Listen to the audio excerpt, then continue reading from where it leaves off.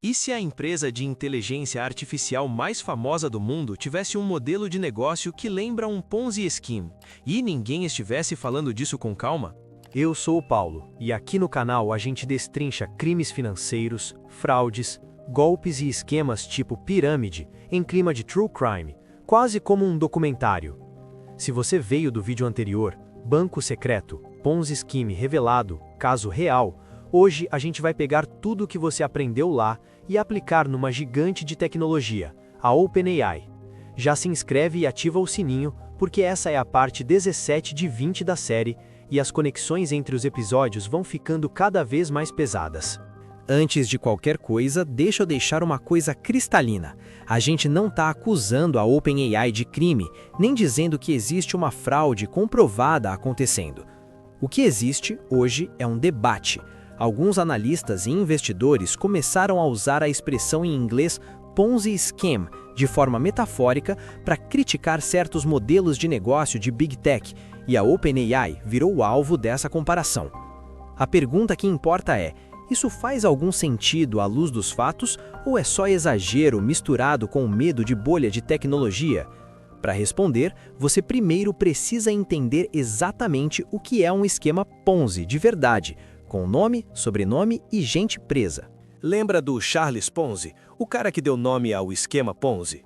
Lá nos anos 1920, ele prometia retornos absurdos em pouco tempo, supostamente aproveitando uma oportunidade genial com cupons postais internacionais. Na prática, não existia um negócio sustentável por trás daquilo. O que ele fazia era pegar o dinheiro dos investidores novos para pagar os antigos, fingindo que o lucro vinha de uma operação milagrosa.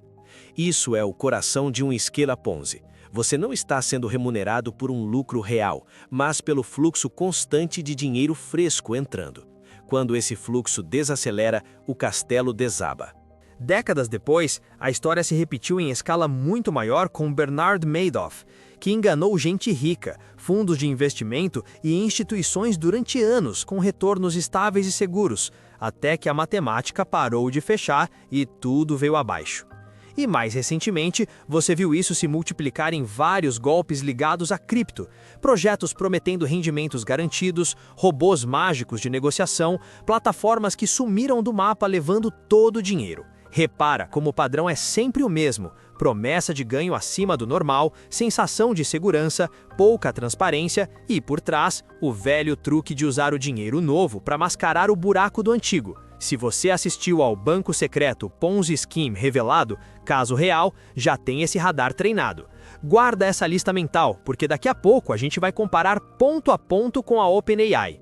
Mas espera, porque nem todo desastre financeiro é um esquema Ponzi. E é aqui que muita gente se confunde. Existem as famosas bolhas, como a bolha das empresas.com, lá por 1999 e 2000. Empresas de tecnologia que valiam bilhões em bolsa, mesmo sem ter lucro, às vezes sem ter um produto decente. Não era necessariamente crime. Muita gente acreditava genuinamente que aquilo ia dar certo. Só que as expectativas eram tão irreais que quando a realidade bateu na porta, os preços desabaram e uma geração de investidores foi esmagada. Então, bolha não é a mesma coisa que Ponzi Scheme, mas o estrago financeiro pode ser tão grande quanto. E a pergunta incômoda é: será que a corrida atual da IA está mais perto de bolha ou de modelo saudável? Agora presta atenção nisso. O cenário macro ajuda muito a explicar por que essas coisas florescem. Durante anos, o mundo viveu com juros muito baixos, dinheiro barato circulando, fundos de investimento e grandes empresas procurando qualquer coisa que parecesse o próximo grande boom.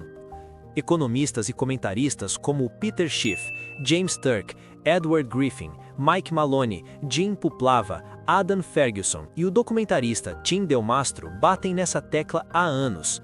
Excesso de dívida, impressão de dinheiro, risco de bolhas em várias áreas da economia global, de imóveis à tecnologia.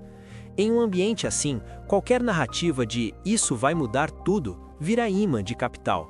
E é nesse mar de dinheiro e expectativas que nasce e cresce a OpenAI.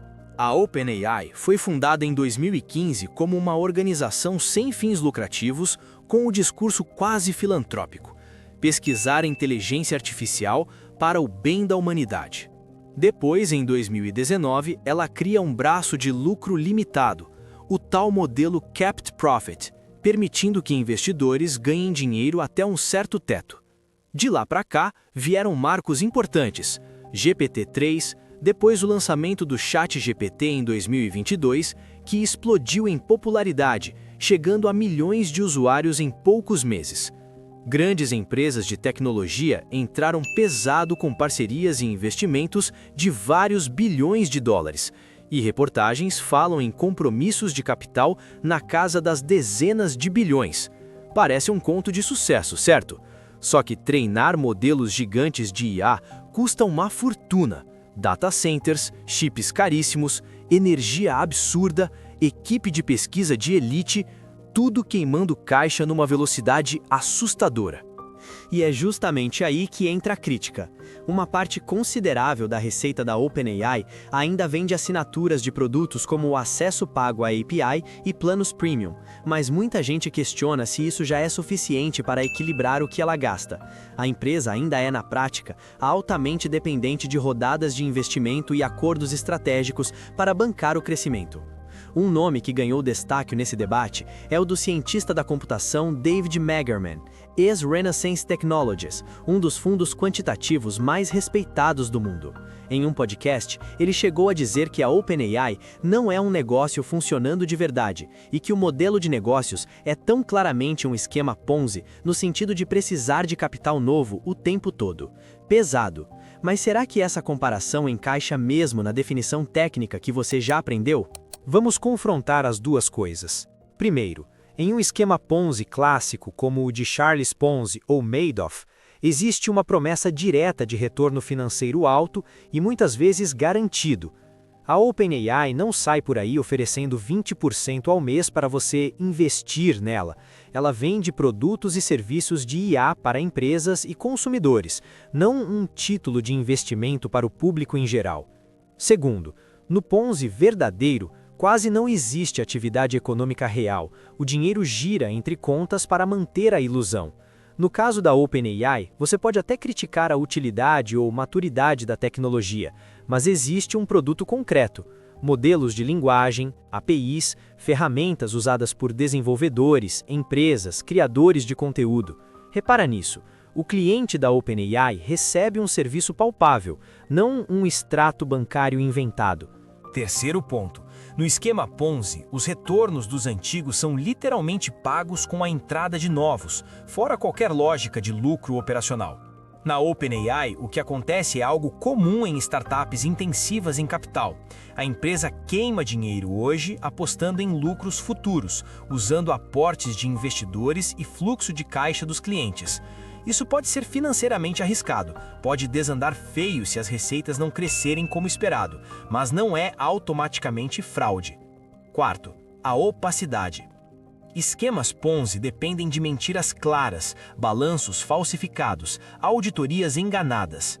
A OpenAI tem um nível de transparência típico de uma empresa privada de tecnologia. Não abre tudo, mas também não existe, até onde se sabe publicamente hoje, nenhuma acusação formal de falsificação de dados financeiros. Chamar isso de crime exigiria provas que simplesmente não estão na mesa. Então, por que, apesar de tudo isso, tanta gente insiste em usar o rótulo Ponzi Scheme na conversa sobre IA? A resposta está mais na metáfora do que na lei. Para alguns críticos, o paralelo está na sensação de que o modelo de negócio só se sustenta enquanto o dinheiro novo continuar entrando. Investidores, parcerias gigantes, governos querendo não ficar para trás na corrida tecnológica. A adoção real da tecnologia em larga escala, em ambientes de produção críticos, ainda é limitada em muitas empresas. Vários relatos falam de pilotos que não passam do teste, de ferramentas que impressionam numa demo, mas não geram ganho de produtividade consistente. O próprio Magerman, nesse texto recente, argumenta que há muita história inflada sobre o poder atual dos modelos de linguagem, e que boa parte do hype não é comprovada na prática. Nesse contexto, esquema Ponzi vira sinônimo de modelo econômico que promete mais do que entrega. Mas aqui vem o ponto crucial, e é onde a coisa fica realmente interessante para você que gosta de true crime financeiro. Mesmo sem crime formal, uma bolha de IA pode causar danos enormes se estourar. Imagina empresas construindo toda a estratégia em cima de promessas que não se confirmam, gastando bilhões em infraestrutura, contratos de nuvem, contratações e lá na frente descobrindo que a margem de lucro não fecha. Investidores podem tomar prejuízos gigantes, fundos de pensão podem ser impactados e startups inteiras podem sumir. Tudo isso dentro de uma economia global já pressionada por inflação, dívida alta e risco de crise. Exatamente o que esses críticos da Global Economy vêm alertando há anos. Não é necessário existir um golpista mal intencionado para que muita gente saia machucada. E em alguns casos, bolha e má-fé se misturam, como a gente vai ver no próximo episódio da série. Chegando no ponto que você estava esperando, com base no que se sabe hoje, faz sentido dizer que a OpenAI é um esquema Ponzi no sentido jurídico, criminal da palavra? Não, não faz. Falta o elemento central do crime: promessa direta de investimento com retorno garantido, mascarado por uma estrutura de pagamentos onde os novos cobrem os velhos. O que existe é um negócio real, caro, em construção, dentro de uma possível bolha de tecnologia. Chamar isso de Ponzi Scheme, como se fosse o mesmo tipo de operação que você viu no Banco Secreto, Ponzi Scheme revelado, caso real, é no mínimo impreciso. Na melhor das hipóteses, é uma metáfora para modelo financeiro possivelmente insustentável. Na pior, vira acusação vazia que banaliza o termo e atrapalha a identificação dos golpes de verdade. O que realmente assusta nessa história não é a ideia de um crime oculto específico na OpenAI, mas a engrenagem maior. Um sistema financeiro global acostumado a apostar bilhões em narrativas de futuro, mesmo quando a base concreta ainda é frágil. Se a IA generativa virar de fato uma revolução econômica sustentável, esses investimentos podem se pagar e a comparação com o esquema Ponzi vai parecer ridícula daqui a alguns anos. Se não virar, se for mais uma tech bubble empurrada por excesso de otimismo e dinheiro barato, o tombo pode lembrar muito a sensação das vítimas de Ponzi Scheme. Como é que eu acreditei nisso? É por isso que entender a diferença entre crime, bolha e modelo de negócio arriscado é tão importante. Agora eu quero ouvir você. O boom atual da IA, na sua opinião, é mais uma revolução tecnológica real ou mais uma bolha empurrada por marketing e medo de ficar para trás? Você olha para a OpenAI e para esse mercado e enxerga um caminho sustentável ou sente cheiro de exagero, possíveis scams ao redor e promessas demais para resultado de menos? Comenta aqui embaixo, porque esse debate é o tipo de coisa que só funciona se tiver muita cabeça pensando junto. Se você curte esse olhar de true crime e documentary aplicado ao mundo de finance, fraudes, golpes e esquemas parecidos com Ponzi Scheme, se inscreve no canal e deixa o like para eu saber que esse tipo de análise faz sentido para você. No próximo vídeo da série, a gente sai da metáfora e entra num caso em que o Ponzi Scheme era bem real. True crime, a mulher do Ponzi Scheme perfeito. Caso real. Uma história de tirar o fôlego de como um esquema de investimento aparentemente impecável enganou milhares de pessoas. Se você não quer ser a próxima vítima de um conto financeiro bonito demais, continua comigo nessa investigação.